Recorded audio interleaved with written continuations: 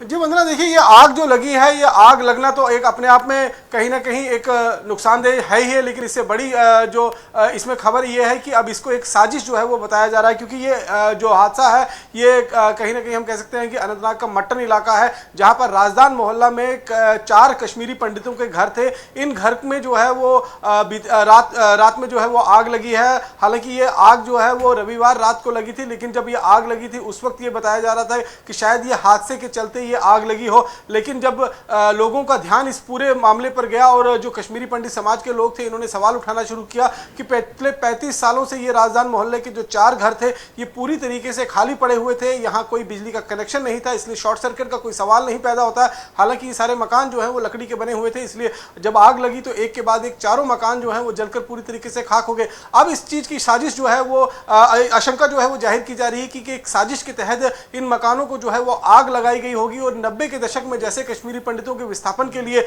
यहाँ पर लगातार आगजनी हुई थी कश्मीर घाटी के अंदर, उसी तरीके का डर का और भय का माहौल पैदा करने की कोशिश जो है वो कश्मीर घाटी में एक बार जो है फिर दोबारा से की गई है। और इसी चीज को लेकर लगातार जो है अब कंप्लेंट भी जो कश्मीरी पंडित समाज की तरफ से की गई है, और इसको लेकर जम्मू कश्मीर पुलिस ने बाकायदा एक FIR भी लॉन्च कर ली है। FSL की टीम भी वहां पहुंची थी, उन्होंने वहां के नमूने भी इकट्ठा किए हैं। साथ ही साथ में जो आसपास के CCTV कैमरेज हैं उनको भी देखा जा रहा है, क्योंकि वहीं पर मटन क्षेत्र में ही सूर्य मारतंत्र मंदिर है एक। वहां का जो सेवक है उन्होंने कहा था कि 2-3 दिन पहले यहां पर कुछ लोगों को देखा गया था जो संदिग्ध थे। इसकी जानकारी भी जम्मू कश्मीर पुलिस को दी गई थी, लेकिन उस वक्त कोई कार्रवाई हुई नहीं। और अब उन चीजों को भी देखा जा रहा है कि जो संदिग्ध लोग यहां पर देखे गए थे, क्या साजिश के तहत कश्मीर घाटी में जो कश्मीरी पंडित वापस लौटना चाहते हैं वो उसको देखते हुए कहीं एक डर का माहौल दोबारा तो पैदा करने की कोशिश कुछ लोगों की तरफ से नहीं की गई है। ये जांच का विषय है और इसको लेकर बाकायदा एक FIR जो है FIR नंबर 76/2024 जो है वो लॉन्च कर दी गई है। और अब जांच जो है वो की जा रही है कि आखिरकार इसके पीछे अगर कोई षड्यंत्र है या फिर किस तरीके से ये आग लगी है, इसके बारे में पूरी जानकारी। रमन, आप बता रहे हैं कि हादसा नहीं साजिश है, ऐसा आरोप लोग लगा रहे हैं। और साथ ही आपने बताया कि कुछ संदिग्ध भी देखे गए थे, क्या उनसे जुड़ी कोई जानकारी मिल पा रही है, क्या उनके बारे में कोई डिटेल्स?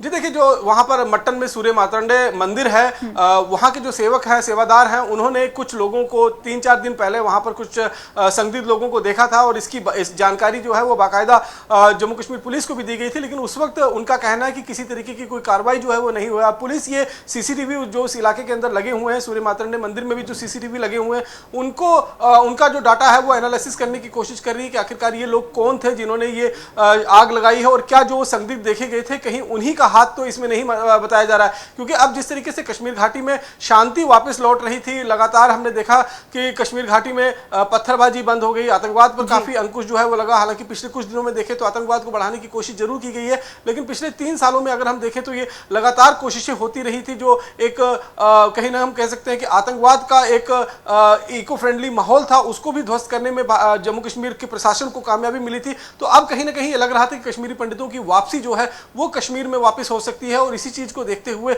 अब ये जो आग लगी, क्योंकि ये एक कश्मीरी पंडित राजदान मोहल्ला है जिसमें 4 मकान है, और ये 4 मकान पिछले 35 साल से जब से पलायन हुआ है कश्मीर घाटी से कश्मीरी पंडितों का, तब से ये पूरी तरीके से ये खाली पड़े हुए थे। यहाँ पर किसी के रहने की या किसी के आने जाने की कोई जानकारी जो है वो नहीं मिल रही थी। और पिछले करीबन कई सालों से यहाँ का जो बिजली का कनेक्शन है वो भी पूरी तरीके से कटा हुआ था। इसलिए कोई हादसा हो सकता है या किसी तरीके का कोई शॉर्ट सर्किट हो, इसकी गुंजाइश बहुत कम बताई जा रही है। लेकिन पुलिस फिलहाल पूरे मामले की जांच कर रही है, और कश्मीरी पंडित समाज के जो लोग हैं उनकी जो शिकायत है उस शिकायत पर अब गंभीरता के साथ जांच जो है वो की जा रही है। और ये देखा ये जा रहा है कि कहीं किसी साजिश के चलते ये षड्यंत्र तो नहीं रचा गया है कि कश्मीर घाटी में एक बार फिर 90 जैसे हालात बनाए जाएं और डर का माहौल पैदा किया जाए, जिससे कश्मीरी पंडितों की जो वतन वापसी है, यानी कि कश्मीर वापसी है, उस पर जो है वो कुछ ब्रेक लग रमन, जो यहाँ के बाशिंदे हैं जिनके घरों में आग लगी है, जो चश्मदीद हैं, उन्होंने क्या बताया, किस तरह से पूरा हादसा हुआ? जी देखिए, ये घर जो मोहल्ला है ये पूरी तरीके से वीरान है, खाली हो चुका है। पिछले राजधान मोहल्ला है, इसमें 4 से 5 मकान जो है वो बने हैं, कश्मीरी पंडितों का ये मोहल्ला था। और पिछले 30-35 साल से ये वीरान पड़े हुए हैं, खाली पड़े हुए हैं, खंडर की तरह पड़े हुए हैं।